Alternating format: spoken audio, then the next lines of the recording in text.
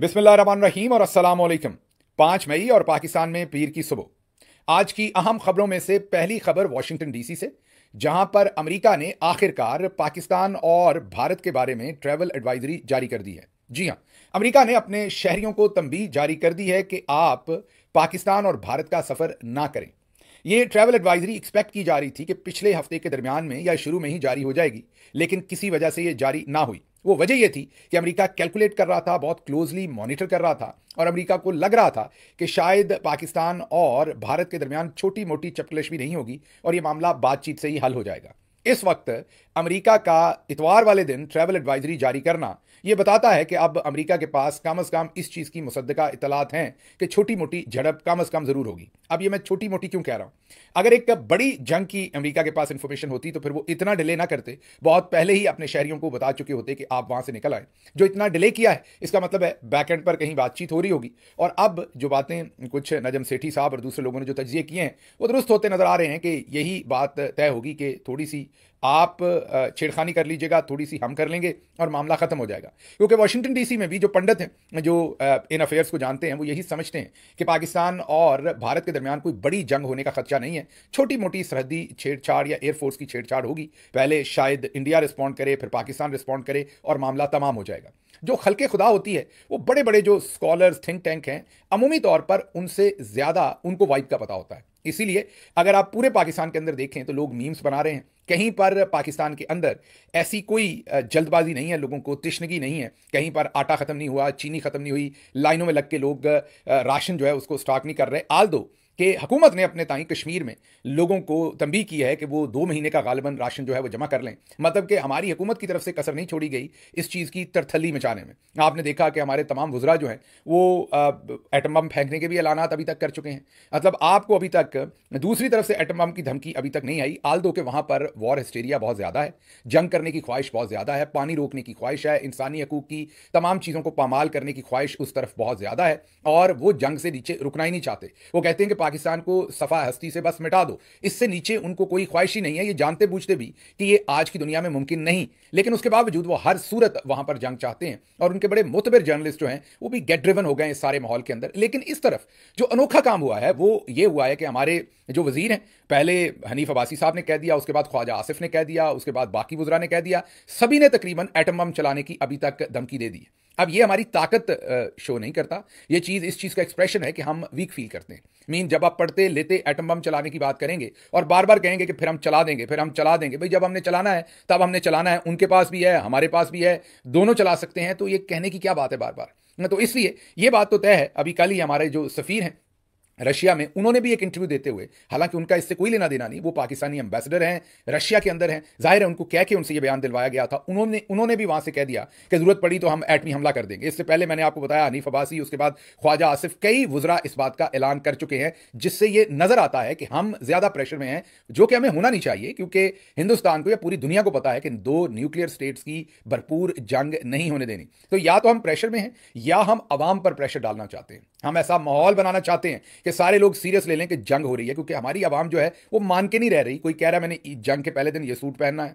जंग के दूसरे दिन ये जोड़ा पहनना है, जंग के तीसरे दिन ये जोड़ा पहनना है। वीडियोज आ रही हैं, अब तो कवाली आ गई है कि आपको काश सुनवा सकते हैं। उसमें जो कवाल है वो कह रहा है कि मोदी से कि जल्दी जल्दी जंग छेड़ो, हमें आजमाओ मत, और अब दोबारा धमकी नहीं देनी बल्कि जंग छेड़ दो। तो मतलब हर तरह की मीम बन रही है, जिससे वाज़ेह नजर आ रहा है कि पाकिस्तानी इसको सीरियस नहीं ले रहे। उसकी वजूहत हम पिछले व्लॉग्स में आपको बता चुके हैं कि उसकी एक वजह तो अवाम का इंडिफरेंट होना है, जो कुछ पहले हो चुका है। आगे चलते हैं, ये बात तो आपके सामने रख दी कि ट्रैवल एडवाइजरी भी आ गई अमेरिका की, जिसको हमें सीरियस लेना पड़ेगा कि छोटी मोटी झड़प तो अब जरूर है, क्योंकि अमेरिका उसके बगैर ये ट्रैवल एडवाइजरी जारी ना करता। ये भी ध्यान में रखें कि अगर अमेरिका की किसी इंटेलिजेंस एजेंसी को यह पता है कि वहां पर झड़प या जंग हो सकती है और वो अपने शहरियों को ट्रैवल एडवाइजरी जारी ना करें, तो ये अमेरिकी कानून के हिसाब से एक जुर्म होगा। कल को ऐसे तमाम लोग जो ऐसी इंफॉर्मेशन होने के बावजूद ट्रैवल एडवाइजरी जारी ना करें और वहां अमेरिकी शहरियों की जान चली जाए, तो यहां अमेरिका में उनके खिलाफ कार्रवाई होगी। तो इसलिए जैसे ही अमेरिका को इस बात का अब तयन हो गया, हतमी हो गया कि किसी ना किसी किस्म की छेड़खानी होनी है, तो उन्होंने फॉरेन ट्रैवल एडवाइजरी जारी की, क्योंकि वो अमेरिकी कानून के मुताबिक पाबंद हैं कि अगर उन्हें पता चले कि अमेरिकी शहरियों की जान को खतरा है तो वो उन्हें फौरन मुतला करें। अब इससे ये चीज़ तो स्टैब्लिश होगी। आगे चलते हैं।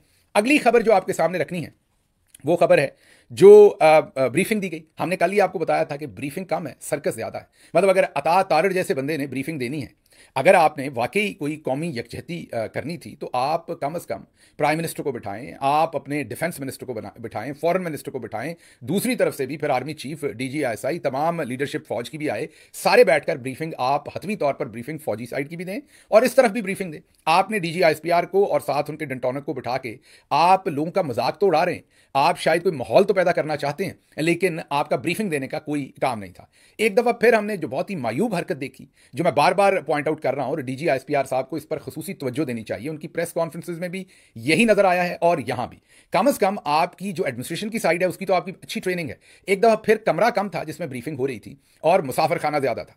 ऐसे लग रहा था कि वो मंठार बस सर्विस का कोई लारी अड्डा है जिसके अंदर लोगों को भरा हुआ है। ये जरा तस्वीर देखिए, एक तो ये मेन मेज है जिसके ऊपर सारे बैठे हैं, कौन कौन बैठा है वो मैं आपको बताता हूं, लेकिन ये जरा साइड की स्टोरी देखेंगे। उसी कमरे की एक साइड है जहां पर पिछली लाइनों में, उससे पिछली लाइनों में, उससे पिछली लाइनों में सेनेटर्स, पार्लियामेंटेरियंस, पता नहीं किस किस को बिठाया, और वो ऐसे ही लग रहा है जैसे बस पकड़ के चूजों को किसी वैन में बंद कर दिया है। आपको हमने इंडिया से तस्वीरें दिखाई थी, पूरी दुनिया से देख लीजिए, ऐसी ब्रीफिंग्स किसी तरीके से होती हैं। कोई बड़ा कमेटी रूम ले लीजिए, आप असेंबली का ले लीजिए, सेनेट का ले लीजिए, कोई ऑडिटोरियम उधर पाक चाइना सेंटर के अंदर कर लीजिए। ये क्या इंफॉर्मेशन मिनिस्ट्री के अंदर ही करनी जरूरी थी? ये PTV के अंदर ही करनी ये ब्रीफिंग जरूरी थी? तो हैरत है मुझे कि चलें, नून लीग वालों को तो ना वो पढ़े लिखे ना कोशिश करते हैं, DGISPR साहब को और कुछ नहीं, अगर इन चीजों के बारे में इतना इल्म नहीं तो कम से कम एडमिनिस्ट्रेटिव उनकी कैपेसिटी तो है ना। फौज के अंदर ये तो सिखाया गया, वो लेफ्टिनेंट जनरल बने हैं तो यूनिट कमांड की ऊपर से ये सब कुछ उन्हें पता है कि कुर्सियां कैसे लगवानी है, बंदे कहां बैठाने हैं, इसका इंप्रेशन कैसे जाएगा। लेकिन एक डरबा था, बंदे पे बंदा चढ़ा हुआ था, बस ऐसे ही था कि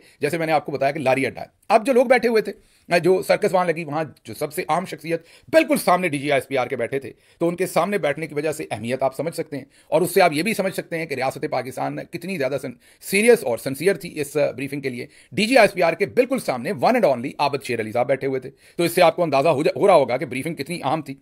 और उसके साथ कमरुज़्ज़मान कायरा साहब बैठे हुए थे, खुद मान चुके हैं कि मैं हार चुका हूं, मुबारकबाद दे चुके हैं जीतने वाले को, लेकिन फिर बैठे हुए हैं और फॉर्म 47 के ऊपर बैठे हुए हैं। मतलब चलें जीते नहीं, लेकिन बैठे हुए हैं वहां पर फॉर्म 40। वो तो मजबूरी है कि कोई उनसे भी बड़ा घर पड़ गया जो फॉर्म 47 पर जीत गया, वरना वो सीट इनको मिलनी थी।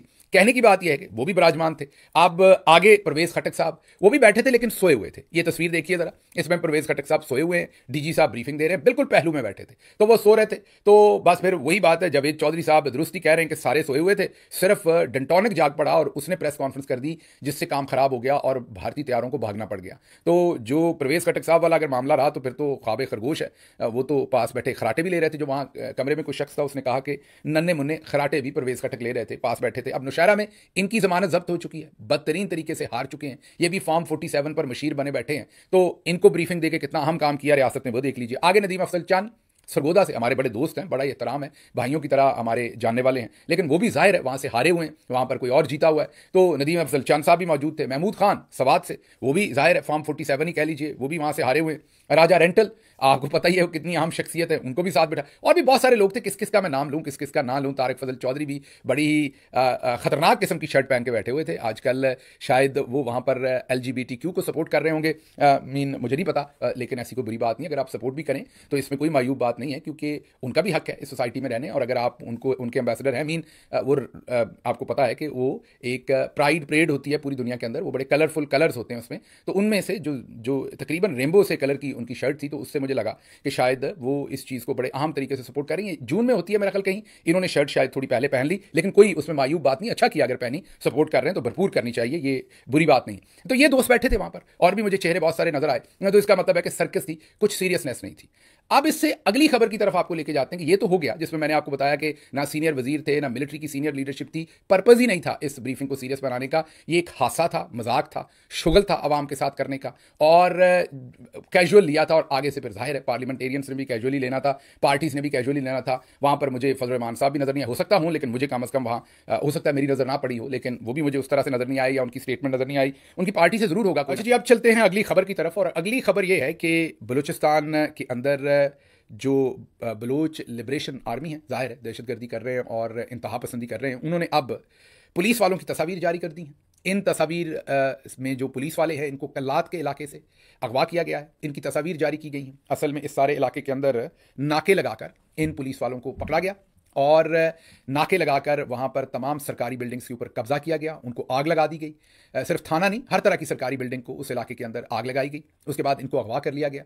अब उन्होंने इनकी तस्वीर जारी की हैं और यह बताया है कि उनकी जो कोर्ट है, बलूचिस्तान लिबरेशन आर्मी जिसको वो कहते हैं, उनकी जो कोर्ट है वो इनको सजा देगी या जो भी करना है वो फैसला करेगी। आप गौर कीजिए कि एक तरफ मुल्क जो है वो ईस्टर्न बॉर्डर के ऊपर क्या हो रहा है और वेस्टर्न बॉर्डर पे जाहिर है हिंदुस्तान ने एक्टिवेट किया होगा, लेकिन हमारी आप मेहरबानियाँ देखिए कि हमने इतनी मुद्दत गुजर गई और हमने जो बलूचिस्तान के अंदर इंडिया का किरदार है वो कौम के सामने ना रख सके और ना हमने रखना चाहा। इसमें कौन कौन जिम्मेदार है वो आप सबको पता है।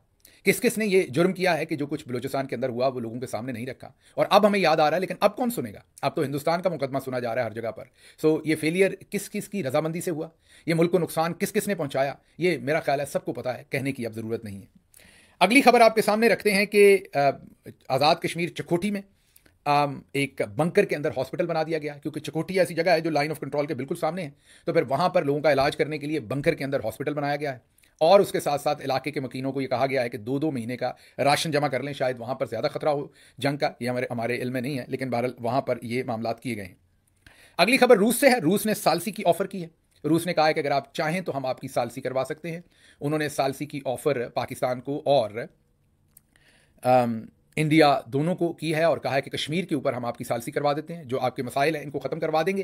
तो ये ऑफर जो है ये अब रूस की तरफ से है पाकिस्तान को भी और इंडिया को भी। देखते हैं इंडिया कैसे रिस्पॉन्ड करता है। अगली खबर यह है कि इंडिया ने हाइड्रो प्रोजेक्ट्स पर काम शुरू कर दिया। रॉयटर्स की ये स्टोरी है, आम किसी अखबार की नहीं है, आम सहाफ़ी की नहीं है। रॉयटर्स जो है वो पूरी दुनिया के अंदर एक मुतबर आपको पता है इदारा है खबरें देने का। उन्होंने ये कहा है कि ना सिर्फ जो इंडस्ट्री थी उन्होंने सिंध आसमादा तोड़ा, वो जुबानी कलामी तो तोड़ दिया, लेकिन अब उन्होंने अमली इकदाम भी शुरू कर दिए हैं और हाइड्रो प्रोजेक्ट्स पर काम शुरू कर दिया है। मतलब वो जो डैम बनाने हैं या जो भी उन्होंने बनाना है जिससे पाकिस्तान का पानी रोकना है, उसके ऊपर उन्होंने इफेक्टिवली काम शुरू कर दिया है। मतलब कि वो अब भरपूर तरीके से पाकिस्तान को आने वाले वक्त में नुकसान पहुंचाने का सोच रहे हैं। उसके बाद अगली खबर आपके सामने रखेंगे और वो मुबश्शिर लुकमान साहब ने एक बहुत ही हैरानकुन बयान दे दिया।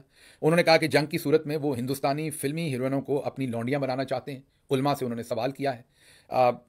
मायूब बात की है, मेरे ख्याल में उन्हें ये बात नहीं करनी चाहिए थी। आज का ज़माना 2025 ये मुनासिब नहीं है। कोई हमारी खवातीन के लिए ऐसे बात करे तो हमें बुरा लगेगा, इसी तरीके से हमें दूसरों की खवातीन के बारे में भी ऐसी बात नहीं करनी चाहिए। अब ऐसा कि इंडिया के अंदर ऐसी बातें नहीं हो रही, बिल्कुल हो रही हैं, वहाँ पर भी बहुत ही वॉर मॉन्गरिंग है, लेकिन हमें बेहतर स्टैंडर्ड सेट करने चाहिए। मेरा ख्याल है कि ये नेशनल टेलीविजन पर बैठ के या एक बड़े प्लेटफॉर्म पर बैठ के ऐसी बात जो है वो ना की जाए तो बेहतर है। इसका कोई फ़ायदा नहीं है। घर में बैठ के कोई भी कुछ भी कह सकता है। मतलब उधर हिंदुस्तान बैठकर हम सबको मार दे बेशक, या सबके साथ ही ऐसा कर दे, सबको ही लौंडियाँ बना दे, तो क्या किसी के कहने से किसी ने किसी की लौंडी बन जाना है? तो इसलिए मेरे ख्याल में इज्तनाब करना चाहिए। इतनी हिस्टेरिया और नफरत जो है वो नहीं फैलानी चाहिए। अगली खबर यह है कि जी जावेद चौधरी साहब ने फरमाया है कि जिस दिन राफेल पाकिस्तान के हाथों गिर गया उस दिन उसकी पूरी मार्केट खत्म हो जाएगी। इसलिए फ्रांस में तशवीश पाई जाती है। फ्रांस ने पाकिस्तान से गुजारिश की है कि राफेल को छोड़ देना, किसी और तैयारे पर अटैक कर देना। पहले मैं समझता था नालायकी है, लेकिन अब मुझे लगता है कि जावेद चौधरी साहब या तो भंग पीते हैं माजरत के साथ, या वो अपना कुश्ता खाते हैं, क्योंकि कोई भी शख्स अपनी सेंसेस में ये नहीं कह सकता कि राफेल जो है वो गिर गया तो उनका पूरे का पूरा, मतलब कि F-16 हमारा कभी नहीं गिरा कोई, या J-17 कभी नहीं कोई गिर सकता, या दूसरे जो मुल्कों के पास तैयारे हैं, अमेरिका के पास F-35 है, दूसरे बड़े बड़े तैयारे वो गिरते हैं, आए रोज़ गिरते हैं। अभी हाल ही में अमेरिका का तैयारा जो है वो उधर समंदर में गिरा है, उनके बहरी बेड़े के करीब। तो क्या जब तैयारे गिरते हैं, या रशिया के कितने सारे तैयारे यूक्रेन वॉर के अंदर गिरे हैं, तो इसका मतलब है कि वो तैयारा बंद हो जाता है, उसका प्रोजेक्ट खत्म हो जाता है। मतलब हद है मुगालता आराई की, हद है लोगों को बेवकूफ़ बनाने की, हद है गलत इन्फॉर्मेशन देने की। लेकिन मुझे लगता है कि जावेद चौधरी साहब को शायद सुनने वाले भी दोस्त ऐसे ही हैं, वो सारे उतना ही जावेद चौधरी साहब को कॉन्फिडेंस है कि सारे ही मैं जो कह दूंगा वो मान लेंगे। तो या फिर लोग समझते हैं कि जावेद चौधरी साहब क्या कर रहे हैं और वो शराफत में कहते नहीं। तो मेरा आप सबसे गुजारिश है कि आप ज़रा हमारे व्लॉग पे फीडबैक दीजिएगा कि आप जावेद चौधरी साहब जब ऐसी बातें करते हैं तो आपको क्या लगता है। मतलब फ्रांस में मुझे बताएं कि कौन सा हमारी वहाँ पर खाला है या हमारा कोई वहाँ पर बड़ा पुपा रहता है जिसने हमें बताया है कि फ्रांस ने पाकिस्तान से रिक्वेस्ट की है कि इन जहाज़ों की तरफ ना आना। तो मेरी समझ से बाहर है जावेद चौधरी साहब क्या कर रहे हैं और क्यों कर रहे हैं और किस लिए कर रहे हैं और किसके कहने पर कर रहे हैं। लेकिन है मेरे लिए बहुत ही हैरानी की बात जिस तरह की वो मायूब बातें कर रहे हैं। ये ज़रा सुन लें एक दफ़ा क्या कह रहे हैं।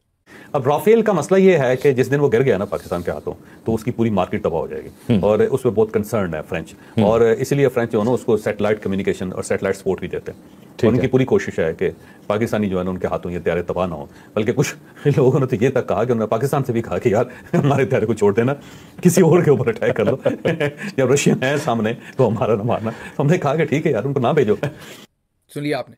तो मेरा ख्याल इस पर तजिया करने की कोई ज़रूरत नहीं है। सुनाया मैंने आपको ऐसे है कि इतनी मायूब बात है कि आपको शायद लगे कि मैं ऐसे ही मुगालता राई कर रहा हूँ, उन्होंने कहा नहीं है।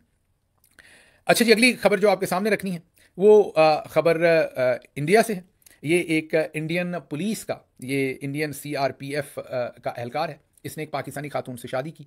जब इसने शादी की तो इसने इजाज़त ली, सब कुछ इन्फॉर्म किया। अब इसको ये कहा जा रहा है कि आप जो हैं वो आपकी बीवी को यहाँ से निकाला जाएगा। जब इन्होंने अदालत रुजू किया और कहा कि मेरी बीवी को ना निकाला जाए, मैं सरकारी अफसर हूँ, मैंने या सरकारी मुलाजिम हूँ, मैंने ये इजाज़त लेके शादी की थी, तो इनको इनकी फोर्स जो है उन्होंने नौकरी से निकाल दिया।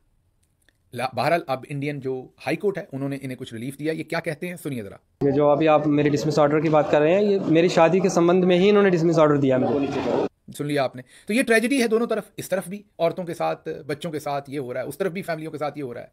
एक तरफ वॉर मॉन्गरिंग है, एक तरफ हमने, उधर वाले कहते हैं पाकिस्तान को सफास्ती से मिटा देना है, पानी बंद कर देना है, इधर वाले कहते हैं लौंडियाँ बना लेना है। मतलब कहीं सेंस जो है वो प्रवेल नहीं हो रही। बीच में जेदा जी ने अपना जुगाड़ लगाया हुआ है। उनका जो दिल करता है वो बोलते हैं, वो कहते हैं कि आप राफेल जो है एक भी गिर गया तो वो बंद हो जाने, और फ्रांस मिन्नतें करता फिर रहा है कि कहीं राफेल ना गिरा दीजिएगा। हर शाख पे उल्लू बैठा है, अंजाम गुलस्तां क्या होगा। मुझे यहाँ से इजाज़त दीजिए। अल्लाह आपका हामी और नासिर हो। पाकिस्तान जिंदाबाद।